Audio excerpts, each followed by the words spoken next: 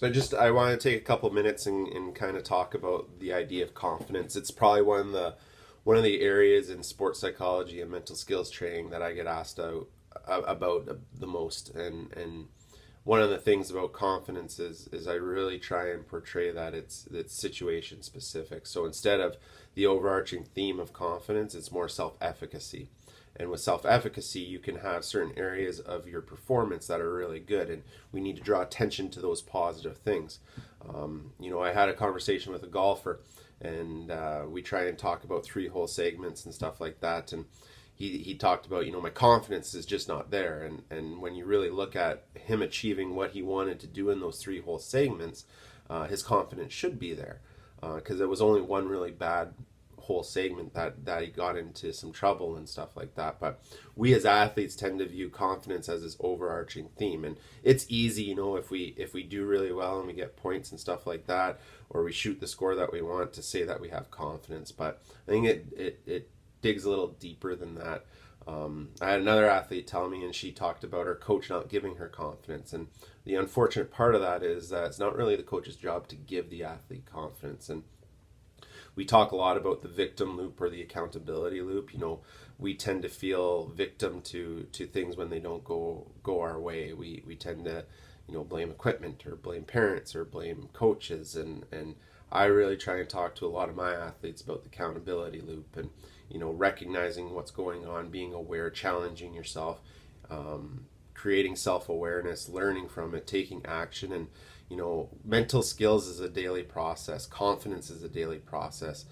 You don't just lose confidence at the door when you walk into your playing surface. It's something that you keep building and stuff like that. And I think, as athletes go through monthly schedules and weekly schedules and daily objectives, it's really important to gain awareness in where we create, confidence or self-efficacy. And I think, if we look more into self-efficacy, it's really important to develop situation-based areas. So, for that golfer, that three-hole segment, where did it happen? Well, it happened kind of halfway through the round. So are we losing focus and concentration? Because if we lose focus and concentration, we might not be doing the right things for our confidence. If we're not properly hydrating ourselves on the golf course, that plays a part into it as well.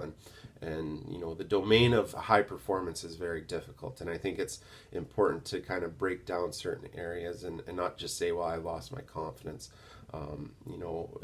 You create credibility in your confidence by what you say to yourself and stuff like that. For that golfer, one of the things that we talk a lot about is his self-talk and what he's doing with it. And I think there was a great quote, and I'm just going to bring it up here. There's a great quote by Michael Gervais, who's done some work with Pete Carroll in with the Seattle Seahawks and stuff like that. And I'll just read this quote. He said, "Most people believe confidence comes from your success, past history, practice, and training. All that is important, but only because it gives your self-talk credibility. Confidence comes from one place and one place only, and that is what you say to yourself. Self-talk. But if your self-talk is not credible because you haven't earned the right to say good things to yourself, then you're faking it. And the idea of fake it till you make it is not sustainable. You are a phony. Your ability to be aware of your inner dialogue, there's that self-awareness, and then have that dialogue be credible is the way you decode confidence. In my eyes, I think confidence is a skill, and it's a daily skill, and if we're doing the right thing, and it kind of starts with our goal setting, it helps us create behaviors, our effort, our persistence, our thought patterns, our emotional stability.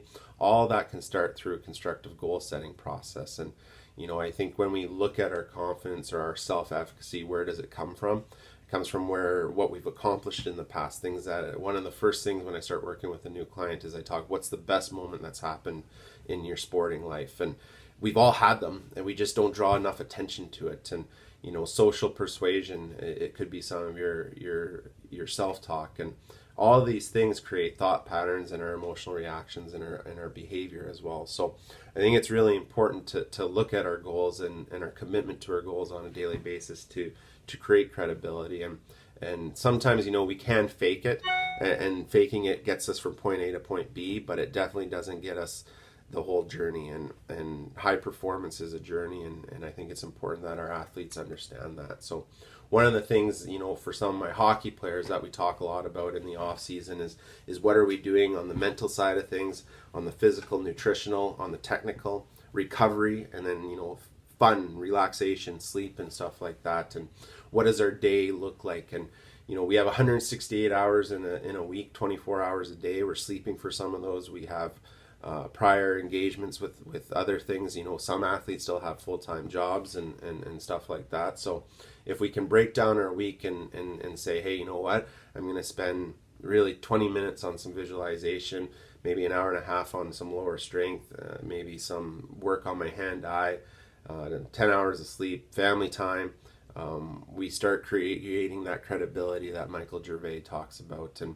it gives some credibility to our self-talk, and we can look back at our summer off season and say, hey, I really invested my time here, and that's where real confidence comes from, and or self-efficacy, and that drives our behavior and our thought patterns and our emotions and stuff like that. So I think sometimes in general we tend to use confidence as a generic term, and if things are going good and we're rolling along, then of course we're going to feel confident. And a lot of people talk about, does confidence come before success or success before confidence? And it's always going to be a debate. If we're having success, then we usually feel really good about ourselves, but it's in those trying times that we're building our foundation that we can still be confident. And I urge you, as you make your way through the next kind of couple weeks of May, to really be aware of where you create confidence and what you're doing on a daily basis to achieve your goals, and make sure you're committed to your self-talk, and it's a daily thing. And even body language is a huge part of confidence. So as per always, if you have any questions, don't hesitate to reach out. I wish you the best in the last couple weeks, and remember, be situation specific. Confidence doesn't just you don't lose confidence at the door, you build it every day.